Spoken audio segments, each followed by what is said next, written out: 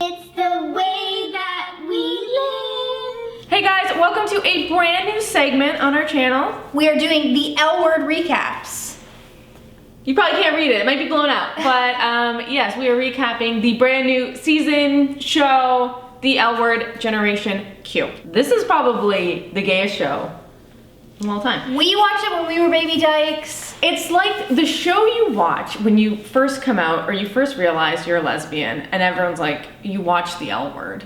That's just what you do. And now this is the L Word Generation Q, so it's for a whole new generation of baby dykes. What do you think the Q stands for? Queer. I was gonna say questioning. So yeah, brand new show. We got some old returning characters that we love. We got some brand new characters that we'll learn to love. And should we get into this recap? Let's get into it. L Word, season 1, episode 1, maybe season 7, episode 1. I don't know how I can't remember if it's a reboot or revival, I guess. I don't know. We'll say season 1, episode 1. The episode starts with everyone's favorite, and that's period sex. I'm pretty sure the #1 question that was asked to lesbians, we're doing a new season of the L Word. Mm-hmm. What did you miss? Everyone's like, period sex. Where's period sex? We do it. Where is it? How many times are you gonna say period sex? Let's do a counter. Where's the song that everyone hates? The credits come up. I don't hear our most hated song. So we have now moved from West Hollywood to East Hollywood, which is where we live and all the poor lesbians live. Yeah, we've gone from rich, successful lesbians to very, very poor lesbians in like Silver Lake. So we need to learn what these characters' names are. There's a bunch of new characters. We'll learn them eventually. And so Danny has to propose to Sophie, but she doesn't know when she's gonna do it. And we just watched Marriage Story, so we know why she's not gonna do it. It's expensive to get a divorce. Okay, so 5 minutes into the episode, which is way too long before we see Jennifer Beals, okay? What baby virgin blood is she drinking? Because she looks amazing. It's probably the period sex. No. She looks better than the youngins. So Alice has a new girl. It's not Dana Fairbanks. It's fine. We're over it. And she's trying to be very maternal because this girl has 2 kids. And you know the only thing better than 2 gay moms? 3 gay moms. And I don't know about you, but there seems to be a lot of kids in this show that started with period sex. Why is Shane now on a private jet? I thought she was homeless. Is that not how it ended? I don't remember how it ended with Shane. And she still has that stupid 2000s haircut. Shane. It's been 15 years. You can't get a different haircut. Okay, you know what? To be fair, I haven't gotten a different haircut, but I have hair and sometimes I lie to my barber about the last time I got it cut. 12 minutes, no mention of Jenny Schechter yet. Also, all of the original characters from the L Word have lesbian assistants now.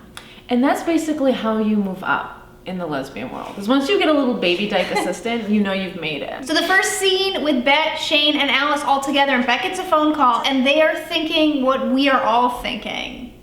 Ugh, Tina. Even on a phone call where we don't hear her, she's the worst character. So Bet and Tina are fighting about Angie, their daughter, who's now 16 years old, because that's how long it's been since the L Word was on. Mm-hmm. Some of you weren't even born yet. That's disgusting. So they're fighting about Angie, who is falling behind in school. And you know what? Angie wouldn't be falling behind in school if they had used Bet's DNA to begin with. Then we have this really big scene where Bet is running for mayor and she has a meeting with Danny, and she has this big speech about the opioid crisis in Los Angeles. And Bet asks, how do you sleep at night? To which Danny responds, period sex. I think she responds with that. Maybe she didn't respond. Maybe she responded. She responded. Can't remember. Maybe she said period sex. She might have said period sex. Probably. Okay, and then this is probably my favorite scene and I laughed the most at this, okay? Next door to the Generation Q, East Hollywood lesbians.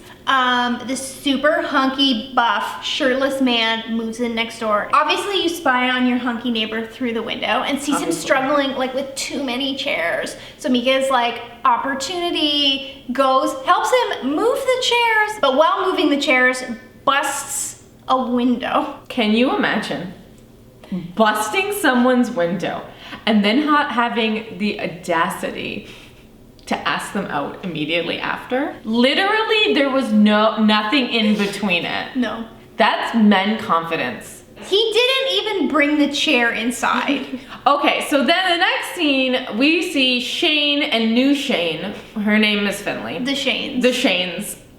Finley is over Shane's house trying to put a bed together because apparently, I don't know, Shane doesn't know how to put beds together. Doesn't make any sense. I don't understand.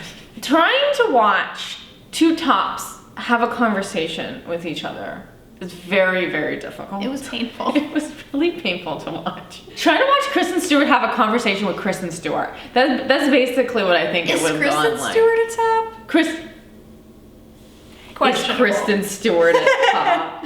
Please. So then Shane gets a bunch of texts from Jenny Schechter, her wife. And then Finley asks, who is that? That's none of your goddamn business, Finley, is who that She just is. came over to build a bed. You don't even know who this woman is. I don't even ask my mom who's texting her, never mind some stranger. A total stranger in their mansion. They're not strangers. They're roommates now. Remember when Bet Porter was stooping the carpenter? Well, now she's the face of change. A lot of character growth. Except for Shane.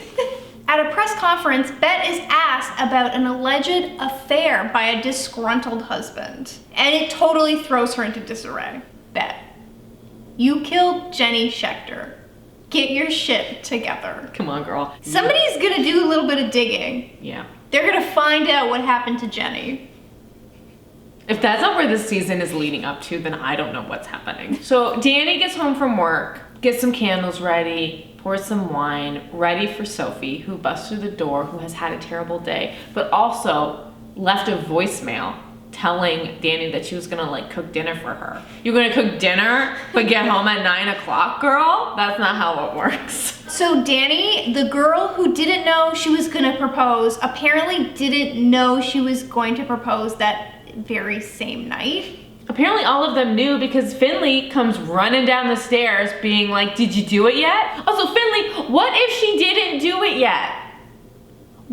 Finley's gotta grow on me because right now she's my Tina Kennard.